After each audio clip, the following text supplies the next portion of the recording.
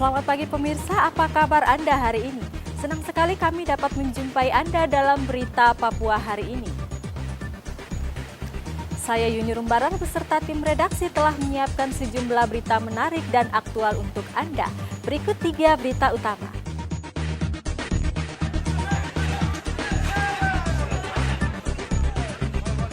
Dua kelompok warga bentrok di Pelabuhan Merauke. Seorang pria tanpa identitas ditemukan tewas di dalam semak-semak Kampung Wasur, Merauke. Ribuan warga Merauke melanggar protokol kesehatan saat menyambut Bupati baru.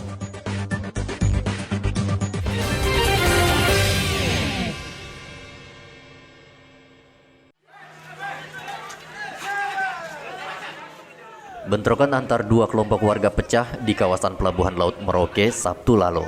Sekitar 1 jam, kedua kelompok saling lempar batu. Polisi terpaksa melepaskan tembakan peringatan ke udara untuk menghalau kedua kelompok yang bentrok. Kanit Reskrim KP3 Laut Merauke Aibtu Udin Santoso mengatakan kedua kelompok warga tersebut memang sudah sering terlibat bentrok, terkadang dipicu pengaruh minuman keras. Setelah kejadian itu berlalu, selanjutnya anggota semua Polsek Pelabuhan dengan semua anggota Polres semua siaga untuk antisipasi jangan sampai kejadian itu berlanjut, sehingga selalu kita melakukan patroli baik ke belakang rumah sakit maupun ke pintu air untuk menghimbau kepada masyarakat agar tidak usah lagi melakukan kegiatan-kegiatan tersebut. Polisi meminta kedua kelompok itu untuk segera menghentikan bentrokan disertai ancaman akan menangkap pelaku yang masih melakukan provokasi. Sejauh ini situasi di pelabuhan dalam kondisi aman, namun untuk mengantisipasi bentrok susulan, polisi tetap disiagakan di Pelabuhan Merauke. Muhammad Ridwan melaporkan dari Merauke, Papua.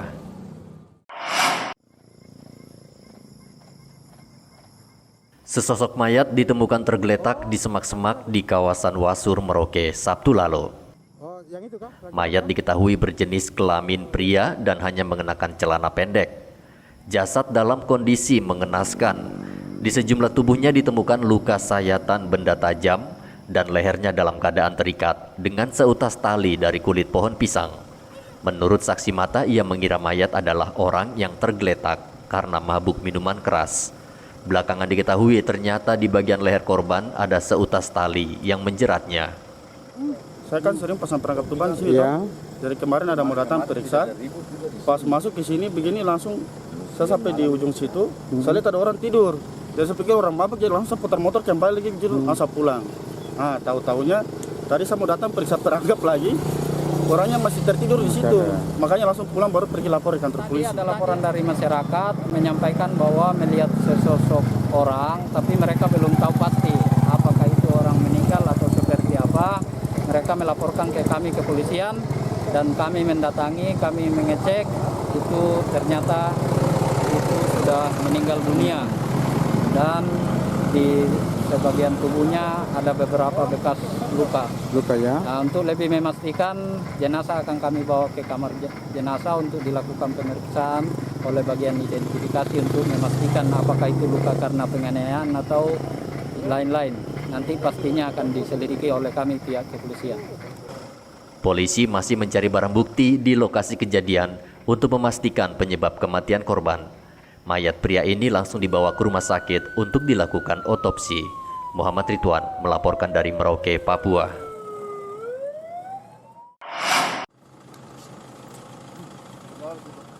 Kedelapan pelaku pembunuhan ini ditangkap di Kampung Koa, Distrik Animha, Merauke, Sabtu lalu. Para pelaku langsung digiring ke Mapolres Merauke. Mereka diduga telah membunuh Gervasius Ndiken yang jasadnya ditemukan di pinggir pantai Lampu 1 pekan lalu. Menurut salah satu pelaku, mereka menghabisi nyawa Gervasius karena korban diduga memiliki ilmu hitam. Ajar dia pakai kayu, Bapak Domin? Iya. Pakai kayu. Ajar di mana?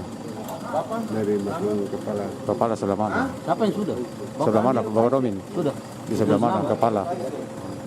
Belakang sini. Berapa kali? 1 kali. 1 kali. Kenapa memang ini? Ada yang suruh? Hah? Ya. Kenapa memang ini? Apa nama? Itu ada yang Cyprianus Gibbs ya? Anjir. Oh, kita udah ngajak ya. sementara kita masih pemeriksaan ya. Jadi saya belum bisa bicara tentang motifnya. Kita masih pemeriksaan saksi, direncanakan hari ini, kalau tidak besok kita pemeriksaan saksi. Tapi dari info keterangan yang kami dapatkan dari luar katanya korban ini dituduh sebagai memiliki ilmu hitam, Pak Kasat. Apa seperti itu, Pak? Ya itu untuk informasi sementara seperti itu. Jadi korban ini dituduh menggunakan ilmu hitam atau di Swangi. Swangi. Namun itu kita perlu pemeriksaan lebih dalam. Gitu. Penyelidikannya. Melihat dugaan pelaku yang cukup banyak, apakah ini berencana, Pak Kasat? Ya kalau untuk motif pembunuhannya kita masih belum bisa mengatakan pembunuhan berencana atau apa. Kita akan melakukan penyelidikan lebih lanjut. Pengembangan sementara, Pak Kasat, apakah peran masing-masing daripada yang pelaku yang sementara diamankan ini, apakah berbeda masing-masing? Perannya tentunya berbeda-beda dari 8 orang ini. Cuman itu saya belum bisa beberkan ke media karena kita akan melakukan penyelidikan lebih dan pengembangan lebih lanjut lagi. Terakhir dari kasih kita waktu beberapa hari, nanti kita rilis lagi. Pak Kasat, dari 8 ini apakah kemungkinan masih akan bertambah? Bisa jadi. Kamis pekan lalu, sosok mayat yang diketahui bernama Gervasius Ndiken ditemukan tak bernyawa di pesisir pantai Lampu 1, Merauke. Di bagian kepala terdapat luka parah yang diduga akibat benturan keras benda tumpul. Polisi sudah mengamankan sepotong balok kayu yang diduga kuat digunakan pelaku untuk menghabisi nyawa korban. Muhammad Ridwan melaporkan dari Merauke, Papua. Hujan yang mengguyur kota Merauke sejak Minggu dini hari kemarin membuat sejumlah kawasan di Merauke terendam banjir setinggi 80 cm. Salah satu kawasan yang cukup parah terendam banjir adalah Kelurahan Seringgu Jaya. Air masuk dan menggenangi sejumlah rumah. Warga berusaha menyelamatkan barang berharga milik mereka dan sebagian lagi terpaksa mengungsi ke sanak keluarga. Minta kita di sini nih minta ada dari pemerintah pembuangan ada ke belakang kan di belakang ada parit gitu, jangan kita air tergenang sampai bahkan masuk teras, masuk dapur, kan kita rasanya juga tidak enak, risih begitu dan takut gitu, apalagi saya seorang perempuan gitu, jadi maunya itu ada pembuangan air ke belakang gitu. Bapak? Terus banjirnya itu biasa sampai masuk rumah atau bagaimana? Iya, yang tahun lalu itu masuk ke dalam sampai air batas segini. Saya tinggal duduk saya di tempat tidur, begitu. Tapi alhamdulillah kalau tahun-tahun kemarin dengan sekarang ini tidak begitu. Janganlah begitu, gitu Pak. Jadi tinggal di sini supaya tidak jalannya banjir lagi. Setiap tahun ini ya? Dikasih saluran air yang bisa tembus di parit-parit sana. Di belakang. Supaya jalannya tidak banjir lagi. Kalau banjir apa yang jadi masalah Bu di sini? Ya, anak-anak itu kalau mau sekolah kah, mau keluar itu becek lah, takut ini nanti gatal air kotor lah begitu. Jadi harapannya ya untuk kedepannya tolonglah Pak pemerintah peduli pada kita supaya jalannya jangan banjir lagi.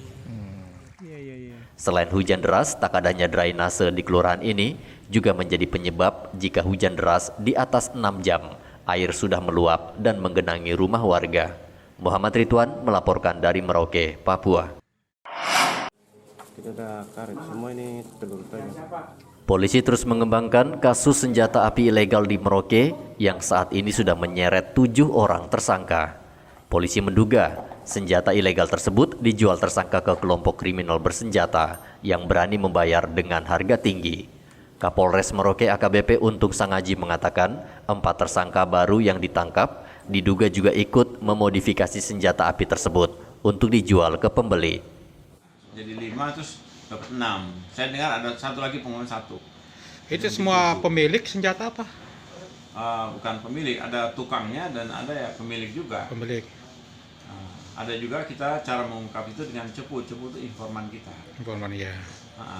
Ada potensi juga mereka katanya sudah memperjualbelikan keluar kota Merauke, Pak Kapolres. Kenapa? Sudah memperjualbelikan juga di keluar kota Merauke itu. Kalau itu yang sementara kami teliti, apakah iya ada hubungan dengan jual beli maupun kelompok Sulawesi yang punya perkara yang kita kejar selama ini. Kalau misalnya itu ya malam ini juga nanti kita sudah lakukan operasi. Pak, kalau melihat dari semua onderdilnya senjata maupun amunisi ini kan ini ada sepertinya digunakan oleh pihak polisi dan TNI. Laras itu bukan laras rakitan.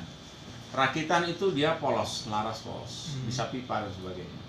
Tapi ini ada alur di senjatanya.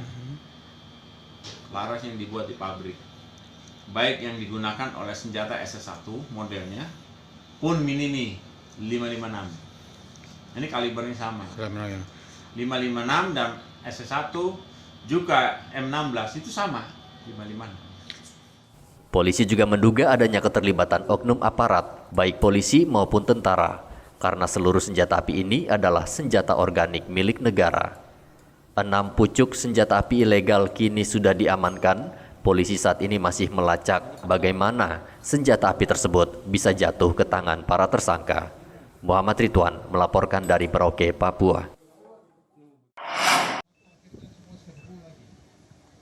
Ribuan warga Merauke memadati Bandara Mopah Merauke Sabtu lalu untuk menjemput kedatangan Bupati dan Wakil Bupati Merauke, Romanus Baraka dan Ridwan yang dilantik pekan lalu.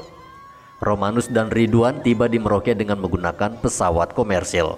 Pasangan ini sudah ditunggu ribuan warga yang sebagian besar adalah para pendukungnya waktu pilkada.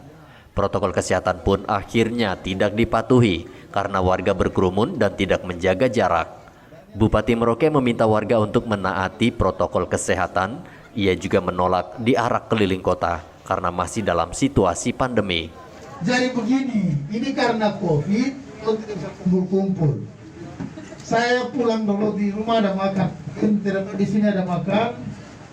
Sampai di rumah saya mau coba atur, nanti kamu punya koordinator masing-masing saya panggil. Saya panggil.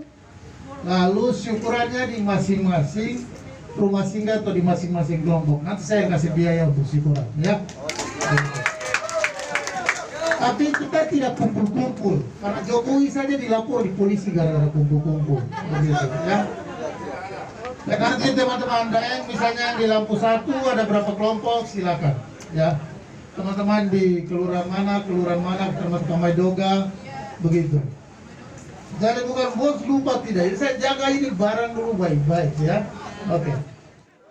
Bupati dan Wakil Bupati Merauke yang baru mempunyai tugas berat yang menjadi prioritas penting.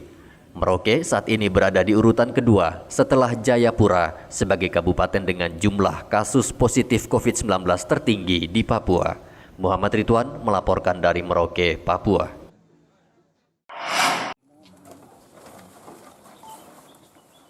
6.000 dosis vaksin Sinovac tiba di Merauke Sabtu lalu. Vaksin ini dikirim dari Jayapura dengan menggunakan pesawat komersil. Tak ada pengawalan ketat dari kepolisian saat vaksin ini tiba dan langsung dibawa ke gudang farmasi milik Dinkes Merauke. Ribuan dosis vaksin ini akan digunakan untuk memvaksinasi tahap kedua seluruh pelayan publik di Merauke pekan ini. Kepala Dinas Kesehatan Merauke Dr. Neville Muskita mengatakan dalam tahap kedua, vaksinasi akan ditargetkan kepada pedagang, sopir angkot, lansia, serta pelayan publik. Sehingga total yang akan kita terima kemarin dan hari ini sebanyak 600 vial atau untuk 6.000 sasaran. Ya. Dari 6.000 dosis ini nanti kita akan pisahkan 400-an lebih untuk nakes yang akan menyelesaikan suntikan kedua. Ya. Datanya pasti ada di teman-teman Paskes. Ya, ini yang nanti kita pisahkan untuk mereka bisa menerima suntikan kedua. Vaksin ini akan disebar ke seluruh puskesmas sehingga pekan ini diharapkan seluruh nama yang sudah terdaftar akan menjalani vaksinasi. Dinkes Merauke menghimbau agar pelayan publik dan warga tidak takut untuk divaksin karena vaksin sudah teruji aman. Muhammad Ridwan melaporkan dari Merauke, Papua.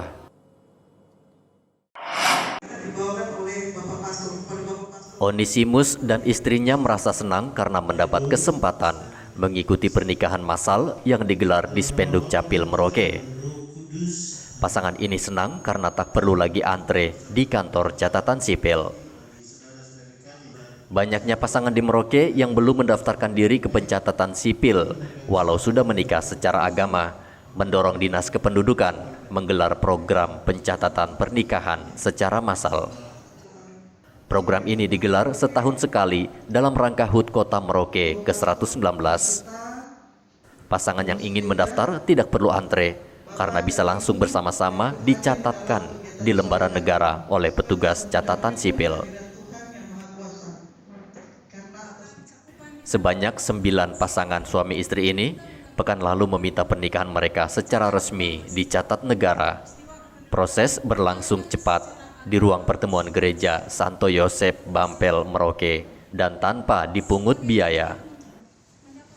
Kesembilan pasangan ini telah menikah secara agama namun belum memiliki dokumen catatan sipil. Bagaimana Pak Onesimus menanggapi ini? Kegiatan ini sangat membantu kami secara pribadi dan keluarga. Kami mengucapkan banyak terima kasih karena sudah difasilitasi. Seperti itu. Oh gitu. Sudah berapa tahun menikah dengan Ibu, Pak Onesimus?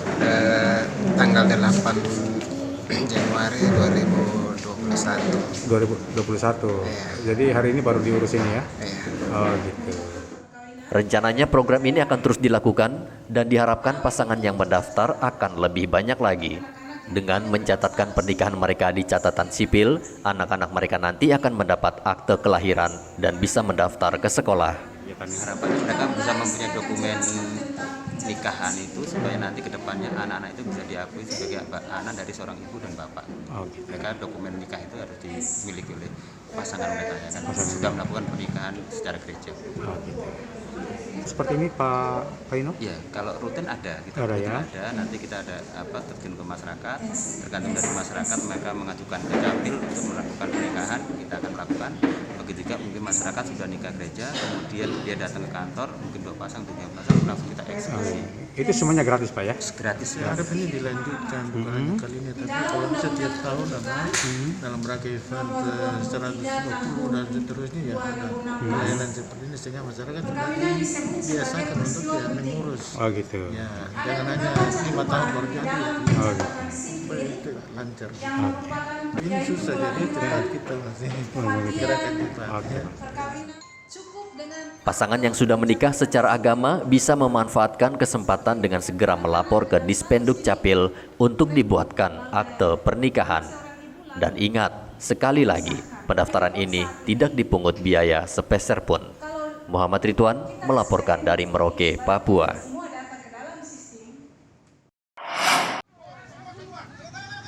Dua kios sembako yang berada di Jalan Ternate, Merauke, Minggu kemarin hampir hangus dilahap si jago merah. Beruntung warga datang membantu dengan peralatan seadanya sehingga api tak membesar dan membakar seisi kios. Menurut Sutiati, pemilik kios, saat itu ia sedang tidur di kios. Lalu ia mencium bau asap dan melihat sebuah karton yang berisi 3 botol bensin sudah berasap. Aku kurang tahu Pak, aku tidur. Oh, tidur. Tidur lelah pokoknya. Tapi cuma bau, jadi saya bangun apa ya bau apa. Dari sini? Atas. Dari atas? Bisa saja. Atau konslet atau apa aku sendiri nggak tahu. Pas saya kasih mundur mobil, pas mundur mobil ke belakang sini, saya mau kasih naik galon. Karena kan ada yang pesan galon. Sudah saya langsung bude dari dalam sudah keluar dengan api. Dan bau api kan bau bensin dengan karton itu dari dalam kios keluar. Sudah bude buang bensinnya tuh ke bawah bensin ini, tempat jualan bensin ini. Nah, terbesarnya sudah api di situ. Tadi kami menerima laporan dari masyarakat bahwa ada kebakaran sebuah kios di Jalan Ternate, sehingga kami berkoordinasi dengan petugas pemadam kebakaran. Ketika sampai di TKP ternyata sudah dipadamkan secara swadaya oleh warga sekitar. Dan saat ini api sudah padam, tapi kami bersama petugas pemadam kebakaran masih tetap mengecek untuk memastikan benar-benar sudah tidak ada sisa-sisa api, dan untuk penyebab kebakaran nanti akan diselidiki oleh petugas kami dari kepolisian. Polisi menghimbau agar warga tidak menyimpan bensin atau barang yang mudah terbakar di dalam rumah atau kios, karena bisa menjadi pemicu kebakaran. Muhammad Ridwan melaporkan dari Merauke, Papua.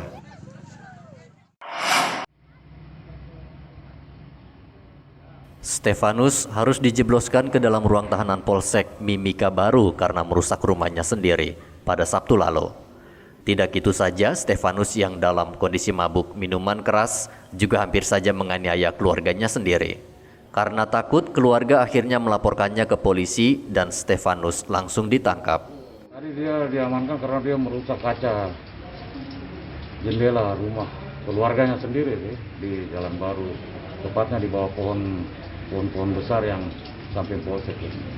Katanya yang bersangkutan konsumsi minuman lokal jenis Sopi sebanyak 4 botol, belinya di Jalan Kaimana.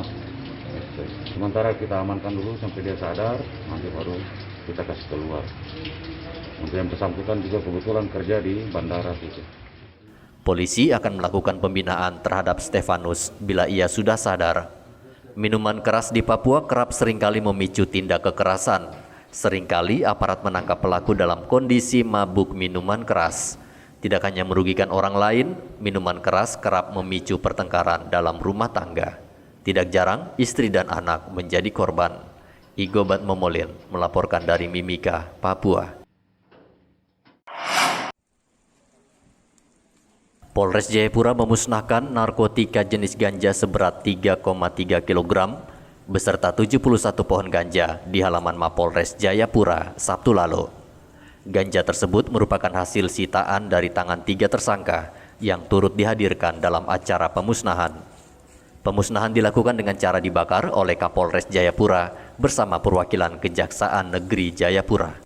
Yaitu terkait dengan pemusnahan barang bukti berupa daun ganja, yaitu dari 2 laporan polisi yang diungkap dan sekarang ini sedang diproses di Kejaksaan Negeri Jayapura. Pada saat ini ada 2, ya. Yang pertama yaitu kita hasil dari tanaman, ya, ladang ganja, kurang lebih arealnya itu ada 300 meter persegi yang diungkap di daerah Sentani Barat dengan 1 tersangka. Ini bisa dilihat oleh rekan-rekan. Kemudian juga dari rekan-rekan ini akan melakukan pemusnahan terkait barang bukti sejumlah 3,5 kg ganja kering yang akan diedarkan.